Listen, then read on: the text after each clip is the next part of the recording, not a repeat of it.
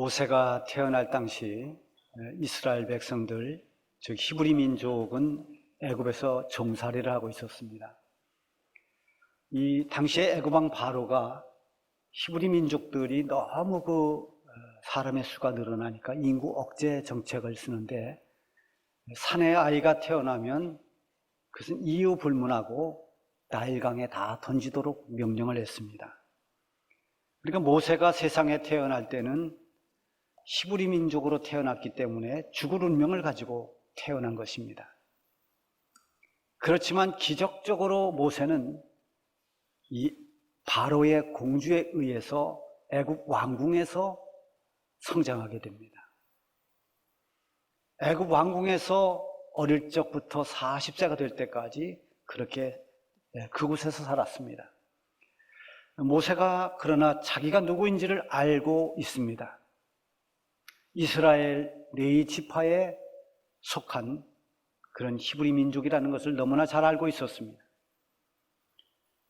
그 마음속에는 그래서 언제나 자기 민족에 대한 그런 긍휼과 애정이 항상 내재되어 있었습니다.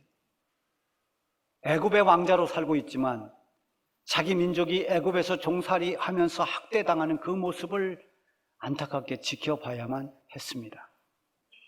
그러던 어느 날 이 히브리 사람들이 노역에 끌려 나와서 일을 하는데, 거기서 한 애굽 관리가 히브리 사람을 때립니다. 그 맞고 있는 그 모습을 보는 순간 갑자기 이 모세의 격한 감정이 끌어올랐습니다. 마치 자신의 부모가 맞는 것처럼, 자기 형제가 맞고 있는 것처럼, 그런 생각에 갑자기 분노가 치솟았습니다. 모세는 이 히브리 사람을 때리던 애굽 사람을 복수를 하듯이 두들겨 댔습니다. 얼마나 때렸는지 그동안 날 눌렸던 그 감정이 폭발하면서 이 애굽 사람을 때렸는데 결국 이 애굽 사람이 죽고 말았습니다. 그래서 모세는 자기에게 맞아 죽은 이 애굽 사람을 모래에 묻어버립니다. 그래서 이 사실을 감추려고 했습니다. 그렇지만 그 시신은 모래 속에 감출 수 있었지만 그 사건에 대해서는 감출 수가 없었습니다. 결국은 바로 왕에게까지 그 사실이 이제 그 귀에 들려갔습니다. 이 일로 인해서 모세는 지금까지 애굽에서 왕자로 살았던 모든 생을 끝내고 미디안 광야로 도망가는 도망자가 되고 말았습니다. 이렇게 애굽의 왕자라고 하는 모든 명예, 그동안 누렸던 모든 권력, 이것을 다 끝나고 이제는 다 버림으로써 모든 게 끝난 줄 알았는데, 계속 이 모세의 마음속에 지워지지 않는, 항상 무거운 짐으로 그렇게 눌렸던 그것이 무엇인가 하면 바로 내가 사람을 때려서 죽였다라고 하는 것입니다. 본래 모세의 성품이 온유하다고 그랬습니다. 이 온유한 성품을 가지고 있는 모세가 사람을 때려서 죽였으니 그 마음의 짐이 얼마나 무거웠을까요? 그러나 이것을 크게 보면은 훗날 이 모세가 히브리 민족을 이끌고 애굽에서 출애굽시키는 민족의 지도자로 쓰임 받을 사람이기에 그렇게 순간의 감정을 가지고 문제를 대해서는 안 되는 민족의 지도자가 되어야 할 사람이기에 겪은 큰 실수였고 실패였습니다. 훗날 하나님은 그 미디아 광야에서 모세를 부르셨고 그를 민족의 지도자로 사용하셨습니다. 그때 모세는 하나님 부르심 앞에서 나 말고 다른 사람을 보내달라고 그렇게 하나님께 말씀드렸습니다. 그러나 하나님께서는 다른 사람이 아닌 바로 네가 애굽 바로에게 가고 네가 내 민족 바로 하나님의 백성인 이스라엘 백성들을 이끌어내라고 그렇게 하나님께서 말씀하십니다. 자, 오늘 본문에 보면은 베드로가 나옵니다. 그저 갈릴리 호수에서 고기를 잡고 있는 어부로 살다가 생을 마감할 수밖에 없는 이 평범한 사람이었는데, 그가 어느 날 예수님의 부름을 받고 영광스러운 예수님의 12제자의 반열에 들어갑니다. 베드로 역시도 큰 실수를 경험합니다. 자기를 그동안 이끌어주시고 가르쳐주신 자기의 사랑하는 스승, 주님이라고 불렀던 그 예수님을 부인한 사건입니다. 3번이나 예수님을 모른다고 부인했던 그 일은 이 베드로의 마음속에 너무나 무거운 짐이 되었습니다. 닭소리를 듣고 밖에 나가서 통곡을 했지만 그 무거운 짐은 내려놓을 수가 없었습니다. 베드로에게 예수님을 부인한 그 죄책감은 사람을 죽인 것 이상으로 크고 무겁게 느껴졌을 것입니다. 베드로가 이 짐을 해결하지 못하는 한은 그 마음속의 평안은 찾아올 수가 없습니다. 부활하신 예수님을 만났지만, 그래서 너무나 기뻤지만 왠지 예수님 앞에서 고개를 들 수가 없는, 예수님을 볼 면목이 없습니다. 그런 모습으로 예수님의 제자된 사명을 더 이상 감당할 수가 없었습니다. 그런 용기가 생기질 않았습니다. 그래서 그는 몇몇 제자들과 함께 다시 고향으로 돌아가서 그물을 잡았습니다. 동료들과 함께 그물을 던지면서 고기를 잡고 있지만 그 마음속 깊은 곳에 짓눌려 있는 무거운 짐을 벗어내지는 못했습니다. 그래서 지금 고기를 잡고 있지만 마음은 다 다른 데 있습니다. 우리가 흔히 하는 말로 지금 웃고 있는 게 웃는 것이 아니다, 이런 말이 있죠. 웃는 것 같은데 웃는 게 아닙니다. 고기를 잡고 있는 건데 지금 고기잡이에 지금 마음을 쏟고 있는 게 아닙니다. 더구나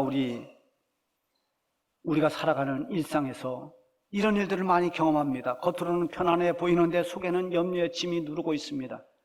겉으로는 웃고 있지만 속에는 고통의 멍에가 괴롭히고 있습니다. 영혼의 문제는 더 말할 것도 없습니다. 우리가 교회도 다니고 예배도 드리지만 우리의 깊은 그런 심령 속에 참된 평안이 없습니다.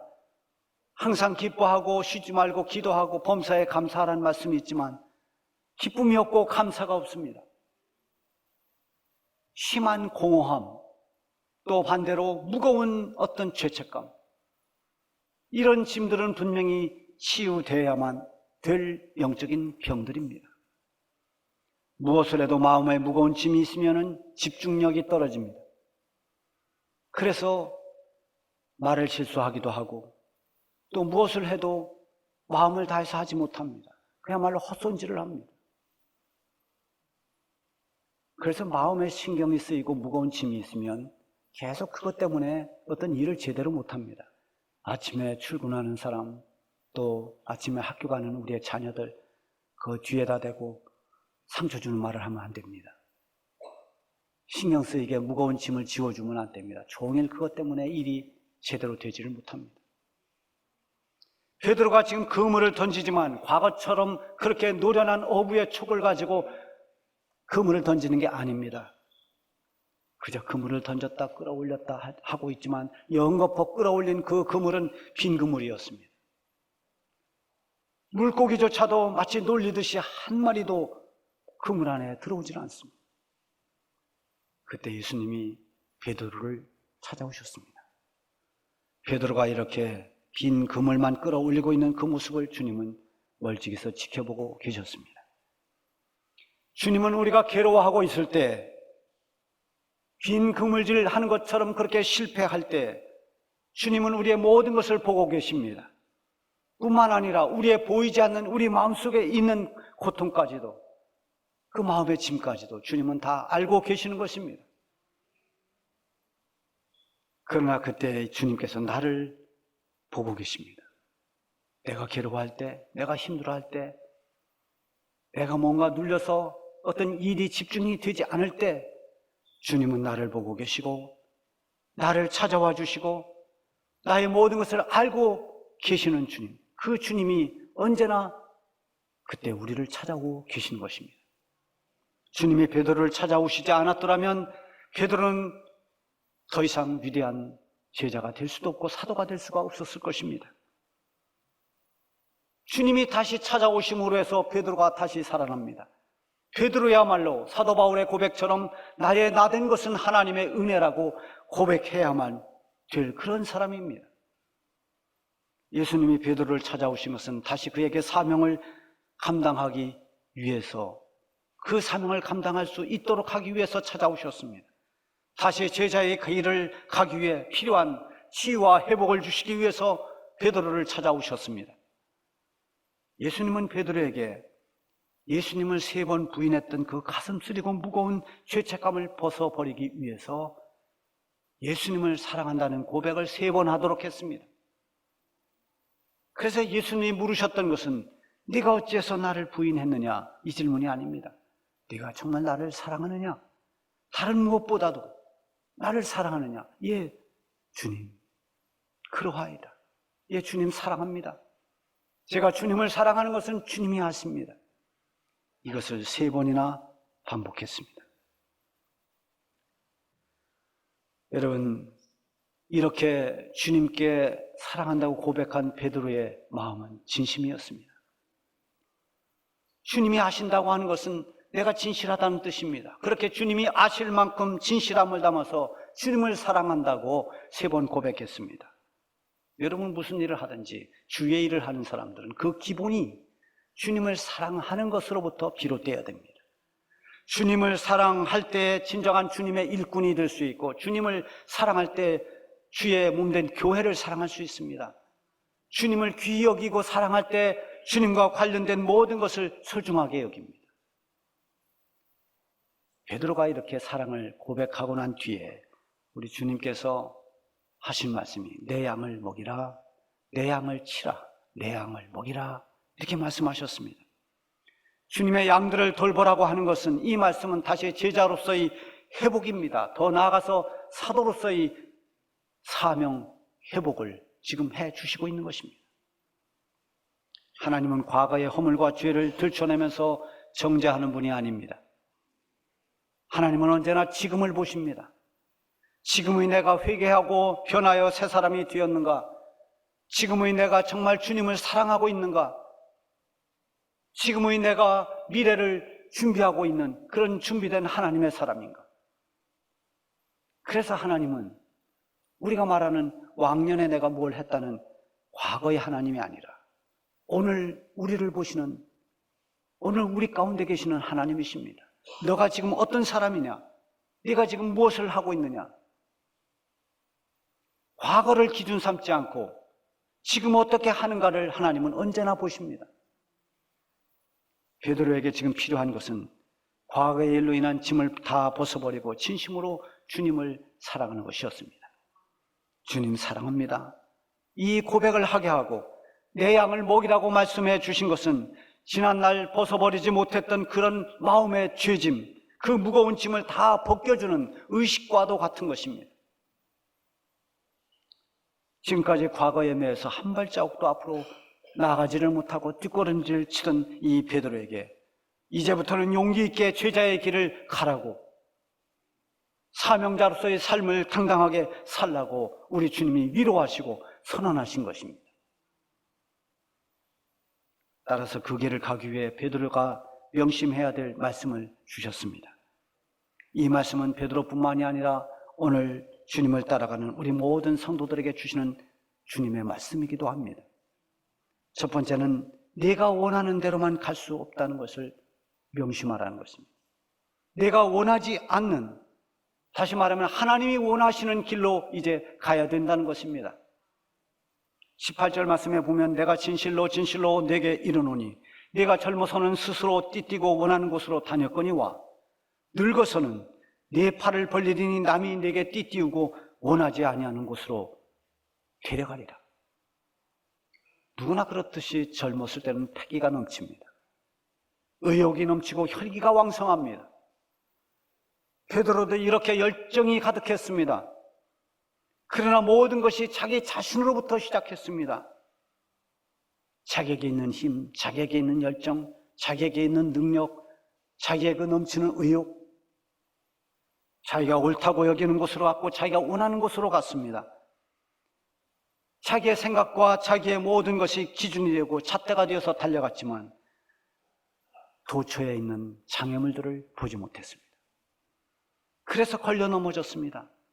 미처 깨닫지 못한 변수에 걸려서 내동댕이 쳐졌습니다.